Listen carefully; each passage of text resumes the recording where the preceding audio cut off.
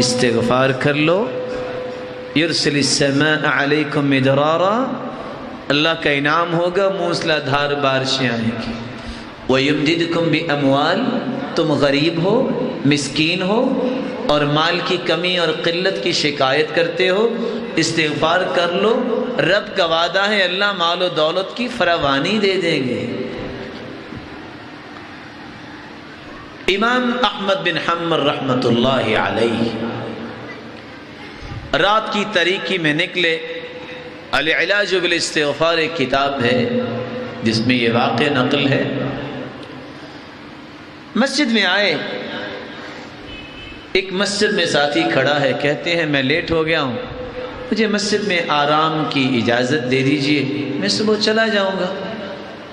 وہ بھی بادشاہ قسم کا آدمی تھا، کہتا ہے نہیں نہیں، ہمارا نظام ہے کوئی مسجد میں سو نہیں سکتا۔ حالانکہ حدیث کا مسئلہ ہے المسجد بیت کل مسلم، مسجد تو ہر مسلمان کا گھر ہے، لیکن ہمیں آج اللہ تعالیٰ توفیق دے دے ہم مسجدوں کو آباد کرنے والے بنے، لوگوں کو لانے والے بنے، نکالنے والے نہ بنے۔ قیامت کے دن ہوگا، آواز آئے گی این جیرانی، میرے پڑوسی کہاں ہیں؟ ساری دنیا خاموش ہو جائے گی۔ جواب کون دے گا کہ اللہ کا پڑوسی کون ہے؟ جبریل سوال کریں گے یا ربی وہل ینبغی لأحد ان یجاورک، اللہ تو خالق ہے، باقی ساری مخلوق، خالق کا پڑوسی کون بن سکتا ہے؟ جواب ملے گا این عمار المساجد، کہاں ہیں مسجدوں کو آباد کرنے والے؟ آج وہ میرے پڑوسی ہے۔ امام احمد بن حنبل فرمانے لگے اگر مسجد میں آرام کی اجازت نہیں ہے تو چلو میں یہاں ہی لیٹ جاتا ہوں دروازے پہ، اجازت دے دیجیے۔ اب یہ بات ہو رہی تھی تو ایک خباز گزرا، خباز اٹ مینز کے نان بھائی جو روٹیاں بنا کے بیچا کرتا۔ اس نے جب دیکھا کہ ایک نیک سیرت اور نیک صورت جو ہے وہ بزرگ ہیں اور اجازت نہیں، میرے کہا بھائی ان کو میرا مہمان بننے دو۔ قسمت کی بات ہے جو کسی کو مہمان بنائے۔ گھر لے گیا، جا کے ان کو چارپائی پہ لٹا دیا اور خود اپنا کام شروع کر دیا۔ آٹا نکالا اور گوندنا شروع کیا، اور کیا کرتا ہے؟ استغفر اللہ استغفر اللہ، آٹا گوند رہا ہے اور ساتھ استغفر اللہ پڑھ رہا ہے۔ یہ ایک الگ بات ہے کہ آج میری بیٹی اور بہن کو یہ توفیق نہیں ہوتی۔ آج امت کیوں ذلیل ہے؟ جو عورت موسیقی لگا کے کھانا پکاتی ہے، ڈائجسٹ کھول کے کھانا پکاتی ہے، چمچ ہلا رہی ہے اور ساتھ وہ غلیظ کہانیاں پڑھ رہی ہے، اخبار جہاں وقت ضیاء پڑھ پڑھ کے کھانے پکتے ہیں، ان ہاتھوں میں برکت کیسی ہوگی؟ برکت کیسے آئے گی؟ میں اس امام احمد بن حنبل کی بات کر رہا ہوں جنہوں نے سوال کر دیا، کہتے ہیں بھائی آپ کو استغفار نے کچھ فائدہ بھی دیا؟ پتہ تو تھا، امام تھے، اتنے بڑے امام حدیث کے، کہا مہمان گرامی آپ کہتے ہیں فائدہ کیا دیا؟ بڑا فقیر انسان تھا، جب سے استغفار کیا ہے مال سنبھالا نہیں جاتا۔ اور دوسری بات بھی خوشخبری سن لیجئے، جب سے استغفار شروع کیا ہے جو بھی زبان سے بات نکالتا ہوں میرے مالک نے وہ پوری کر دی ہے، میرے مالک نے وہ پوری کر دی ہے۔ ایک بات کی خواہش میں چند ایام سے کر رہا ہوں، وہ پوری نہیں ہوئی۔ کہا وہ کون سی خواہش ہے؟ وہ کہتا ہے مہمان گرامی میں خواہش کر رہا ہوں یا اللہ، میں نے ایک بندے کا نام سنا ہوا ہے امام احمد بن حنبل، یا اللہ میری اس سے ملاقات ہی کروا دے، یہ میری ابھی تمنا پوری نہیں ہوئی۔ کہا وہ تو میں ہی ہوں۔ وَقَدْ جُرِرْتُ إِلَيْكَ جَرًّا، میں آج گھر سے ایسے نکلا جیسے فرشتہ مجھے کھینچ کے تیری طرف ہی لا رہا تھا۔ میں اس امام کی بات کر رہا ہوں جس کے پاس امام شافعی گئے تھے اور کھانا رکھا۔ استاد کی تعریف شاگرد کیا ہی کرتے ہیں۔ شاگرد کہتے ہیں میرے استاد آنے والے ہیں امام شافعی، کھانا پکاؤ۔ وہ کھانا بہت تھوڑا کھاتے ہیں اور تہجد پڑھتے ہیں۔ عربوں کی عادت ہے کہ کھانا سارے کا سارا پیش کر دیتے ہیں۔ کھانا جب سامنے رکھا تو معمول سے کچھ زیادہ کھانا امام شافعی رحمۃ اللہ علیہ نے کھا لیا، اور جو ابریک برتن پانی کا رکھا صبح کی تہجد کے لیے وہ استعمال ہی نہیں کیا۔ بیٹیوں نے کہا آپ تو کہتے تھے تہجد پڑھتے ہیں کھانا تھوڑا کھاتے ہیں، کھانا تو کافی کھا لیا۔ استاد پوچھتا ہے بیٹے سے بیٹا کھانا کس نے پکایا؟ کہا میری بیٹیوں نے پکایا۔ وہ حافظ قرآن تو نہیں ہے، کہا ان کی عادت ہی یہ ہے، ادھر کھانا شروع کرتی ہیں، کھانا مکمل ہو جاتا ہے، 5 پارے منزل بھی مکمل ہو جاتی ہے۔ جواب دیا آج تک اتنا لذیذ کھانا نہیں کھایا، ایک لقمہ کھاتا تھا جی چاہتا تھا چلو ایک اور کھا کے بس کرتا ہوں، اس میں اس سے زیادہ لذت آتی چلو ایک اور لقمہ لیتا ہوں، اس طرح کرتے کرتے اتنا کھانا کھا لیا، پھر طاقت اتنی اللہ نے دی۔ میں نے عشاء کی وضو کے ساتھ ہی میں نے تہجد کی نماز پڑھی ہے۔ یا ابا عمیر ما فعل النغیر، اس حدیث کو میں نے پڑھتے ہوئے 50 مسئلے جو ہیں اجتہاداً اور استنباطاً اس سے اخذ کیے ہیں۔ یہ سبق ہے میری اور آپ کے لیے کہ ہم بھی اپنی بیٹیوں اور بیٹوں کی تربیت اس انداز سے کریں۔ اس میں خرچ کیا آتا ہے؟ استغفر اللہ، چھوٹا سا کلمہ، من قال استغفر اللہ الذي لا الہ الا هو الحی القیوم واتوب الیہ 3 مرات غفر له ذنوبه وان كان فارا من الزحف۔ جو 3 مرتبہ یہ کلمہ کہہ دے استغفر اللہ الذي لا الہ الا هو الحی القیوم واتوب الیہ، وہ میدان جنگ سے بھی بھاگا ہو تو اللہ پھر بھی اس کو معاف کر دیتے ہیں۔ اللہ کے میدان جنگ سے بھاگنا یہ کبیرہ گناہ ہے، یہ کبیرہ گناہ ہے۔ اللہ کے رسول صلی اللہ علیہ وآلہ وسلم پہ جو بات اللہ تعالیٰ نے نازل کی ہے، مال و دولت میں فراوانی آ جائے گی، وبنین، اللہ اولاد سے نوازیں گے، اللہ اولاد سے نوازیں گے۔ ابو یوسف اپنا واقعہ لکھتا ہے، ارض حجاز کا رہنے والا، مدت مدید شادی کو ہوگی، اولاد نہیں ملی، کسی نے بتایا کہ فلاں ڈاکٹر کو چیک کروائیں تو شاید کوئی پتہ چلے کہ کیا فحوصات طبیہ کرواتے ہیں، شاید کو اللہ امید لگا دے۔ راستے میں جاتے جاتے گاڑی میں ہی ریڈیو کو آن کیا، ایک عالم ربانی گفتگو کر رہے تھے کہ کون کہتا ہے بیٹے تو اللہ دینے والا ہے، وبنین کے لفظ یہ بتاتے ہیں اور اللہ کا پیغام ہے استغفار کرو اللہ تمہیں اولاد سے نوازے۔ گاڑی کو وہاں روکا، کہا ہم تو بھولے ہوئے تھے، یہ تو میرے رب نے اگر قرآن میں کہا ہے تو پھر ہو نہیں سکتا کہ میں اولاد سے محروم ہوں۔ دونوں نے استغفار شروع کر دیا۔ وہ ڈاکٹر جس سے وعدہ لیا تھا کہ تمہارے پاس آنا ہے، اس کے پاس بعد میں گئے، جا کے کہتے ہیں کہ میں وہی شخص ہوں جس نے وعدہ تو لیا اور پہنچا نہیں تھا، مجھے اللہ نے بیٹا دے دیا ہے۔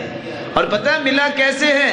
جو اللہ نے دوائی بتائی تھی میں نے وہ استعمال کی ہے، استغفر اللہ پڑھتا رہا ہوں، اللہ نے اولاد سے نواز دیا ہے۔ وَيَجْعَلْ لَكُمْ جَنَّاتٍ، باغات کی اللہ تمہیں مالک بنائے گا۔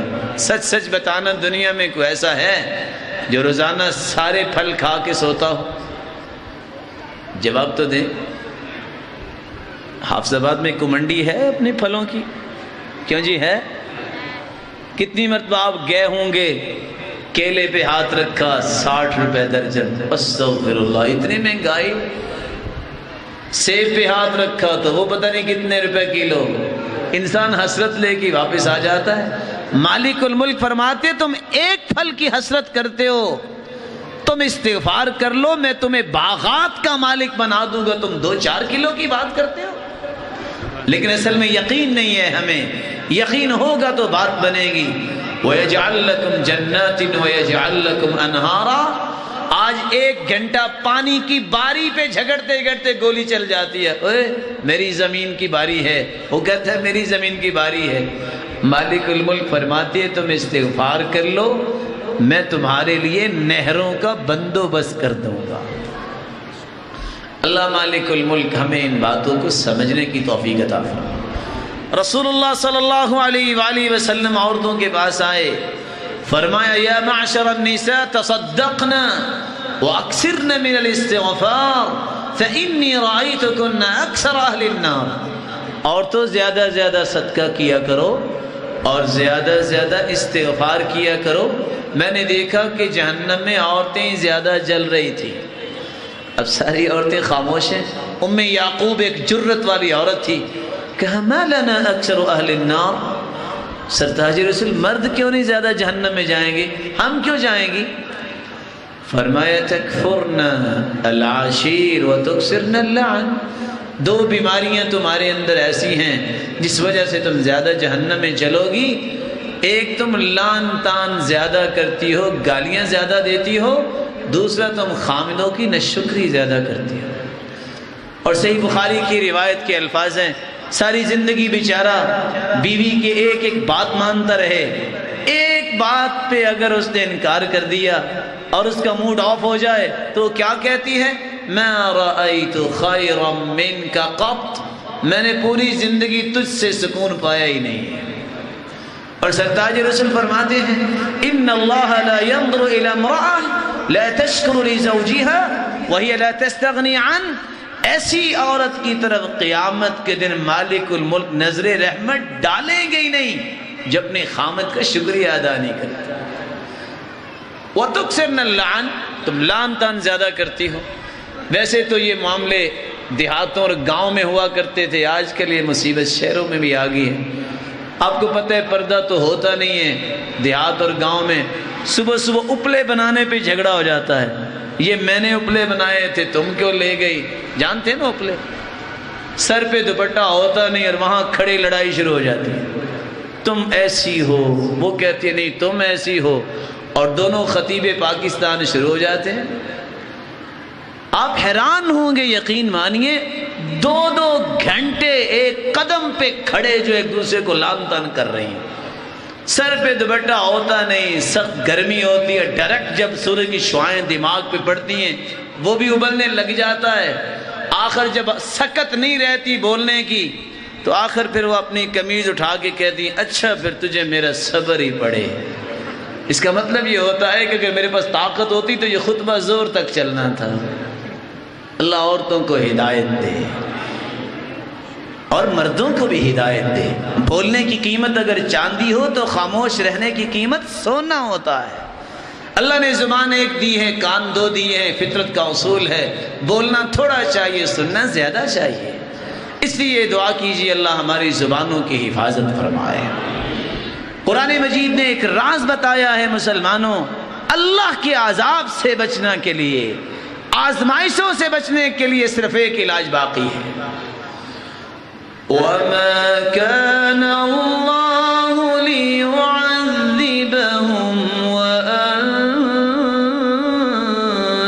فِيهِمْ وَمَا كَانَ اللَّهُ مُعَذِّبَهُمْ وَهُمْ يَسْتَغْفِرُونَ۔ استغفار کرنے والے کو اللہ عذاب نہیں دیتا۔ سرتاج رسول جس قوم میں آپ ہوں گے اس کو عذاب نہیں ملے گا۔ اس لیے ابو موسیٰ عشری فرماتے ہیں کان لنا امانان من العذاب، ہمیں اللہ نے 2 عذاب سے امان دیے تھے۔ احدہما کون الرسول فینا، ایک نعمت کیا تھی؟ سرتاج رسول موجود تھے، عذاب نہیں آ سکتا۔ وبقی الاستغفار فاذا ذهب الاستغفار هلك، استغفار ایک باقی رہ گیا، توبہ رہ گئی ہے، اللہ سے کر لو تو عذاب سے بچاؤ ہو جائے گا، اگر یہ بھی نہ کیا تو ہلاکت ہی ہلاکت ہے۔ میرے بھائیو، انسان اپنے آپ کو بڑا سمجھتا ہے، کتنا کو بڑا ہے؟ ایک مچھر ہے جس سے خوف کھاتے ہوئے انسان کو نیند نہیں آتی، نہ کسی کو فوج دے کے اللہ نے بھیجا ہے، نہ کسی کے پاس کوئی اسلحہ ہے، وہ چھوٹا سا مچھر ہے، مچھروں جیسا مچھر ہے، اور دنیا کے اندر خوف و ہراس پھیلا ہوا ہے۔ یہ اللہ کے لشکر ہیں۔ وَمَا يَعْلَمُ جُنُودَ رَبِّكَ إِلَّا هُوَ، اللہ کے لشکروں کو اللہ ہی جانتا ہے، کوئی سبز وردی والا لشکر ہے، کوئی جو ہے وہ زرد وردی والا ہے۔ اور آپ کو یاد ہوگا نمرود بڑا اپنے آپ کو سمجھتا تھا میں چیز بن گیا ہوں، اللہ تعالیٰ نے نہ کو اس کے اوپر بادل گرائے ہیں، نہ کسی فرشتے کو بھیجا ہے، اللہ کی لشکر ہے۔ ایک